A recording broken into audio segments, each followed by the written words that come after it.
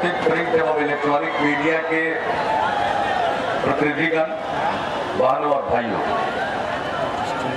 काफी देर से इस सम्मेलन की कार्यवाही चल रही है और जो इस सम्मेलन का मकसद है उसके बारे में पार्टी के सभी नेताओं ने प्रकाश डाला है। इस सम्मेलन का आयोजन पटना में 4 नवंबर को होने वाली अधिकार रैली की सफलता के लिए किया गया है। आप सब मुद्दे से परिचित हो चुके हैं। बिहार को विशेष राज्य का दर्जा मिलना चाहिए, ये हम लोगों की मांग है और ये सिर्फ हमारी मांग नहीं है, बिहार के जन जन की मांग है। अगर विशेष राज्य का दर्जा मिलेगा तो बिहार के और तेज गति से विकास का मार्ग प्रशस्त होगा। जिस किसी भी राज्य को विशेष राज्य का दर्जा मिला हुआ है, वहां पर जब कोई पूंजी लगाता है, कल कारखाना खुलता है, तो उसमें टैक्स में छूट मिलती है। पटना में नहीं। और टैक्स में छूट मिलने के कारण जो निवेशक हैं, पूंजी लगाने वाले हैं, वो आकर्षित होते हैं। तो उसके चलते कल कारखाने खुलते हैं। कल कारखाने खुलते हैं, रोजगार के अवसर पैदा होते हैं। तो अगर बिहार को भी विशेष राज्य का दर्जा मिलेगा तो यहाँ भी कल कारखाने खुलेंगे और हमारे लाखों नौजवानों और नवयुवतियों के लिए काम का अवसर पैदा होगा। ये सबसे बड़ी बात है। तो ये बिहार की तरक्की और खुशहाली के लिए ये हमारी मांग है और खास करके जो हमारी नई पीढ़ी है उसके भविष्य को, उसकी किस्मत को संवारने के लिए ये अभियान। और इसीलिए हम लोगों ने अनवरत अभियान चलाया। हमने अभियान चलाया हस्ताक्षर अभियान। 1 करोड़ हस्ताक्षर संग्रह करने का लक्ष्य रखा गया और हस्ताक्षर संग्रह हुआ 1 करोड़ से भी ज्यादा, लगभग 1.25 करोड़। प्रधानमंत्री जी को शरद यादव जी के नेतृत्व में एक डेलीगेशन ने मुलाकात कर ज्ञापन दिया और ये जानकारी दी, तो उन्होंने अंतर मंत्रालयीय समूह बनाया, एक अफसरों की कमेटी बनाई जिसमें वित्त विभाग के सचिव स्तर के अधिकारी थे, योजना आयोग की सचिव थी। हम राज्य सरकार की तरफ से उसके समक्ष भी अपनी बात रखना चाहते थे, लेकिन उन्होंने मौका दिया रस्मी तौर पर। खैर जो भी हो, उन्होंने अपनी रिपोर्ट दे दी। उस रिपोर्ट में उन्होंने ये बात स्वीकार किया कि बिहार पिछड़ा, कई मामलों में पिछड़ा। हम अगर प्रति व्यक्ति आय को देखें, आमदनी को देखें, बिहार के लोगों की प्रति व्यक्ति आमदनी कितनी है और देश की औसत प्रति व्यक्ति आमदनी कितनी है, तो उससे काफी कम है। अगर देश में देखें प्रति व्यक्ति कितनी पूंजी लगाई जाती है, तो उस मामले में भी बिहार बहुत पीछे है राष्ट्रीय औसत से। अगर हम देखें कि जो बुनियादी ढांचा है, सड़क है, रेल है, पुल है, तो आबादी के दृष्टिकोण से हम देखेंगे तो प्रति लाख की आबादी के दृष्टिकोण से उसमें भी हम राष्ट्रीय औसत से काफी पीछे। इसके अलावा मानव विकास जो होता, मनुष्य के विकास के लिए जो कुछ मानक है, सूचकांक है, उन चीजों को जब हम देखते हैं तो उसमें भी बिहार पिछड़ा है राष्ट्रीय औसत से। ये सब स्वीकार किया, लेकिन कहा कि विशेष राज्य का दर्जा हम नहीं दे सकते हैं। उसका तकनीकी कारण, क्या तकनीकी कारण है? तो बिहार पर्वतीय राज्य नहीं। अरे भाई, पर्वतीय राज्य सिर्फ पिछड़ा तो होता नहीं है। हम पर्वतीय राज्य नहीं है, लेकिन हम बहुत पिछड़े हैं, राष्ट्रीय औसत से पीछे है।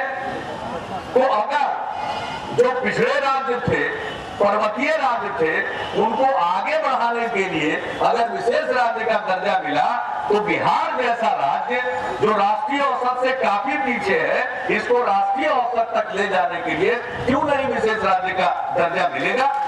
इसके लिए जरूरत हो तो विशेषज्ञों की कमेटी बननी चाहिए और उसके द्वारा मापदंड में संशोधन करना चाहिए, यह हमारी मांग है। और इसी पर जोर डालने के लिए रैली का आयोजन किया जा रहा है। अब पटना के गांधी मैदान में रैली होगी और उसी के लिए हम लोगों के बीच में विशेष राज्य के दर्जा की बात को ले जाकर हम घूम रहे हैं। एकमात्र एक सूत्री हमारा कार्यक्रम, हमको मालूम है आज भी बिहार तरक्की कर रहा। दुनिया के जो पिछड़े इलाके के लोग हैं उनके मन में आशा का संचार हुआ। लोग समझते हैं कि बिहार आगे बढ़ सकता है तो दुनिया का कोई भी पिछड़ा इलाका आगे बढ़ सकता है। लेकिन हम इतनी तेज गति से तरक्की कर रहे हैं, बावजूद उसके अगर हम इस तेज गति से तरक्की लगातार करते रहेंगे तो भी कम से कम 25 साल लगेगा राष्ट्रीय औसत तक पहुंचने में। तो क्या हम 25 साल इंतजार करें राष्ट्रीय औसत तक पहुंचने के लिए? मैं ये सवाल आपसे पूछता हूं, खास करके जो नौजवान लोग हैं उनसे मैं पूछता हूं, क्या 25 साल इंतजार करने के लिए तैयार है? आप नहीं है, मैं भी तैयार नहीं हूं। इसीलिए आइए और गांधी मैदान को काट दीजिए पटना में और दिल्ली में हुकूमत करने वाले लोगों को संदेश दे दीजिए कि अब बिहार के लोग जाग गए हैं, अपना अधिकार लेकर रहेंगे। हम भी हिंदुस्तान के अंदर, हमको भी आगे बढ़ने का अधिकार है। अब विशेष राज्य का दर्जा मिलेगा तो दूसरा क्या फायदा होता? आप जानते हैं केंद्र सरकार अनेक योजनाएं चलाती है, लेकिन जो भी योजना केंद्र सरकार चलाती है उसमें राज्यों को भी हिस्सा देना पड़ता है। किसी योजना में आधा आधी हिस्सा लगाना पड़ता है, किसी में 1/3, किसी में 1/4। इस प्रकार से अलग अलग योजना में अलग अलग अनुदान देना पड़ता है। लेकिन अगर विशेष राज्य का दर्जा मिल जाए तो मात्र 10% अंशदान देना पड़ता है। तो आज जो हजारों करोड़ रुपया राज्य सरकार को केंद्र सरकार की योजनाओं में लगाना पड़ता है वो नहीं लगाना पड़ेगा, उसकी बचत होगी। और जब उसकी बचत होगी तो उस पैसे का उपयोग हम राज्य की और जरूरी योजनाओं को लागू करने के लिए कर सकते हैं। ये राज्य की योजना है। जो लड़कियों के लिए साइकिल की योजना शुरू की गई, कितनी सफल योजना। 1,70,000 लड़की 9वीं क्लास में पढ़ती थी 2007 में, आज उसकी संख्या 6.5 लाख से ज्यादा हो गई। जब लड़कियों के लिए साइकिल योजना की शुरुआत की तो 1 साल के बाद लड़के भी बोलने लगे कि हम लोगों का क्या होगा अंकल। हमने कहा कि नहीं, आपका नहीं होगा। तो उनके लिए भी साइकिल योजना की शुरुआत हो गई। तो आज 14 लाख लड़के लड़कियों को साइकिल खरीदने के लिए पैसा दे रहे हैं, शिक्षा के प्रसार के लिए। लोग पढ़े इसके लिए, तो उसका क्या फायदा हो रहा? पढ़ाई का प्रसार हो रहा। अब हम जब हमारे पास जब पैसा होगा तो इसी तरह से अन्य जनहित की योजनाओं को लागू करेंगे। बिहार कृषि प्रधान सूबा, बिहार में 89% लोग गांव में रहते हैं, मात्र 11% के करीब लोग शहरों में निवास करते हैं। और हमारे शहरों की क्या स्थिति है ये भी किसी से छिपी हुई नहीं। लेकिन फिर भी नगर निकाय गठित है तो मान लीजिए कि शहर है गिनती के लिए, तो वैसे नगर निकायों में भी मात्र 11% लोग रहते हैं, लगभग 89% लोग गांव में निवास करते हैं। और 76% लोग आज भी अपनी आजीविका के लिए खेती बाड़ी पर निर्भर है, कृषि कार्यों पर निर्भर है। तो हमारे यहाँ कृषि सबसे बड़ा व्यवसाय है, तो कृषि में लगे हुए लोगों की आमदनी बढ़नी चाहिए।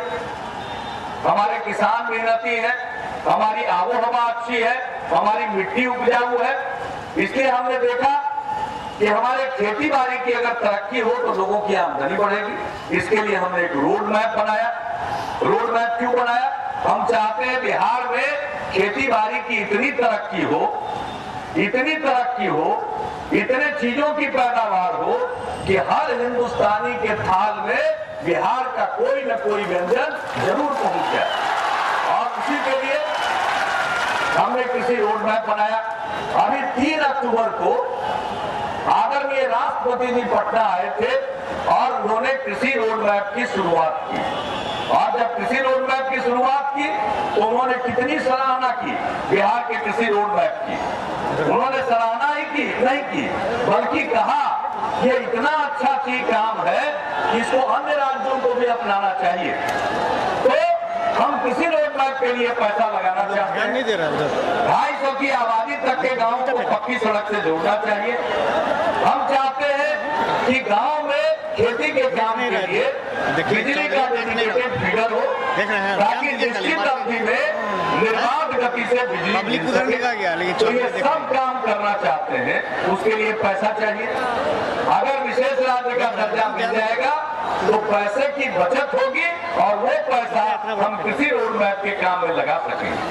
हमारे पास पैसा होगा तो हम गरीब के लिए और ज्यादा मकान बनवा सकते हैं।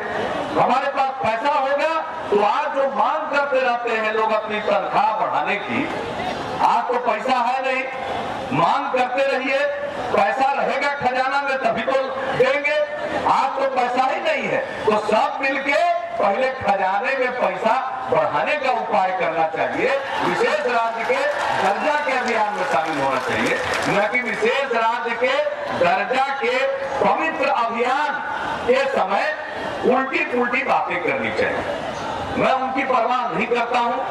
जो एक तरफ हमारा अभियान चल रहा है, जो बिहार के जन जन से जुड़ा हुआ अभियान है, 10.5 करोड़ लोगों के जीवन को सुधारने के लिए यह अभियान चल रहा है। और उस समय इसको भटकाने की कोशिश करने वाले कुछ लोग हैं, लेकिन वो लाख जतन करेंगे, हम लोग उसको भटकने नहीं देंगे। आज पूरे बिहार में ये मुद्दा जोर पकड़ चुका, लोगों के दिल दिमाग पर ये बात छा गई है।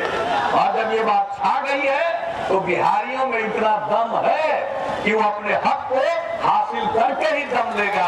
इसीलिए सब लोग चलिए पटना के गांधी मैदान में इकट्ठा हुए 4 नवंबर को, अपनी भावना को प्रकट करिए, अपनी ताकत को दिखलाइए। और इसके बाद अगर दिल्ली के लोग नहीं चेते तो हम दिल्ली में चलेंगे, रामलीला मैदान में कूद करेंगे, चैन से बैठेंगे नहीं। और ये वातावरण बना देंगे, बिहार के 10.5 करोड़ लोगों को इस कदर तैयार कर देंगे कि एक समय आ जाएगा कि दिल्ली में अगर कोई राज करना चाहता है तो बिहार के 10.5 करोड़ लोगों की भावना का आदर करना पड़ेगा। और बिहार को भी तरक्की के रास्ते पर ले चलने के लिए जो कदम है उसको उठाने में सहायता देनी पड़ेगी। तो इसलिए ये सब लोग मिलजुल करके, थोड़ा बहुत इधर उधर, आजकल मनोरंजन बहुत चल रहा है, हम तक गया आने वाले, अभी कुछ दिन पहले आए थे, ये मानपुर का जो पुल था, 6 लेन का पुल, बिहार का पहला 6 लेन का पुल बनने जा रहा है। ये गया में बनने जा रहा है, मानपुर में बनने जा रहा है। और उस दिन भी हम कह दिए कि अभी तो आवेंगे अधिकार यात्रा के सिलसिले में, लेकिन अभी हम सेवा यात्रा में आए कहाँ? अगर सेवा यात्रा में आएंगे, 3-4 दिन यहाँ रहेंगे, फिर घूमेंगे जैसे प्रवास यात्रा में आए। और साहब जिसको जो कहना है कहे भैया, लेकिन आज तो सबको मिल करके, जैसे देश की आजादी की लड़ाई लड़ी गई, सब लोग मिल करके देश की आजादी में हिस्सा ले रहे थे, उसी तरह से बिहार को आगे बढ़ाने के लिए, बिहार के विकास के लिए सबको मिलजुल कर, चाहे हिंदू हो या मुसलमान, ऊंची जात के लोग हों या पिछड़े वर्ग के लोग हों या अति पिछड़े वर्ग के लोग हों, दलित समाज के लोग हों, महादलित समाज के लोग हों, आदिवासी हो, स्त्री हो या पुरुष हो, सबको मिल करके एकजुट होकर के पहले विशेष राज्य का दर्जा हासिल करके बिहार के विकास के मार्ग को प्रशस्त करना चाहिए। अब बहुत लोगों का कलेजा फट रहा, पटना में बैठे बैठे 15 साल मौका मिला, कुछ किए नहीं तो कलेजा फट रहा है। त्यागी लोगों का तो कोई उपाय हमारे पास है नहीं। तो दाम में, ईर्ष्या में, जलन में कि अरे भाई बिहार का लोग विकास के लिए जात और मजहब से ऊपर उठकर एकजुट होकर आगे बढ़ जाएगा, तो फिर लोग लड़ेंगे कैसे? और लड़ेंगे नहीं तो तनाव कैसे पैदा होगा? और तनाव नहीं पैदा होगा तो उनकी खेती बंद हो जाएगी। पूरी राजनीति 15 साल तनाव की फसल पर रही है। पिछले 7 वर्षों में तनाव की खेती बंद हुई है। प्रेम, भाईचारा और सद्भाव का वातावरण बना है, हिंदू मुस्लिम एकता का, समाज के सभी तबके के लोगों का। आज समाज का हर तबका ये महसूस करता है कि हमारे लिए काम हो रहा है। समाज का जो ज्यादा हाशिए पर है तबका, दलितों में भी हाशिए पर, महादलित, हम उनको आगे बढ़ाने की कोशिश कर रहे हैं। पिछड़ों में जो हाशिए पर, अति पिछड़े वर्ग, उनके लिए काम कर रहे हैं। समाज में महिलाओं की स्थिति खराब रही है, उनको आगे बढ़ाने के लिए, उनको हर चीज में हिस्सेदार बनाने के लिए, जो अल्पसंख्यक समाज के लोग हैं उनको हिस्सेदार बनाने के लिए सबको एकजुट करके बिहार को आगे बढ़ाने का काम हो रहा है। तो बहुत लोगों को परेशानी है, होने दीजिए परेशानी, ये उनकी परेशानी है। उनकी परेशानी को दूर करने का बिहार के लोगों के पास कोई उपाय नहीं है। बिहार के लोग तो अब अपनी परेशानी से छुटकारा पाना चाहते हैं, आगे बढ़ना चाहते हैं, जल्दी से जल्दी राष्ट्रीय औसत की रेखा को पार करना चाहते हैं। इसलिए आइए बहनों और भाइयों, एकजुट होकर के, गया नजदीक है, भारी संख्या में पटना आइए। गांधी मैदान ही नहीं, पटना को ही पाट दीजिए, गया का लोग चाह जाएगा तो ये कौन सा कठिन काम है। जब यह अधिकार सम्मेलन तो हमारे कार्यकर्ता का था, यहाँ पर जब इतने लोग इकट्ठा हो गए, हमारे कार्यकर्ता के अलावे सब लोग आ गए, तो मुझको तो पूरा विश्वास है कि पटना जाने की बारी आएगी तो जैसी सवारी, सब सवारी पर चढ़ करके लोग पटना पहुंचेंगे। तो पहुंचना है ना, हाथ उठा के बताइए। बहुत धन्यवाद आपको, लेकिन अकेले नहीं आना है, और 5-10 आदमी को जोड़ करके आइए और अपने हक को हासिल कीजिए, अपनी आवाज बुलंद करिए। इन्हीं शब्दों के साथ मैं आप सबको तहे दिल से शुक्रिया अदा करता हूं, अपनी बात समाप्त करता हूं। जय हिंद।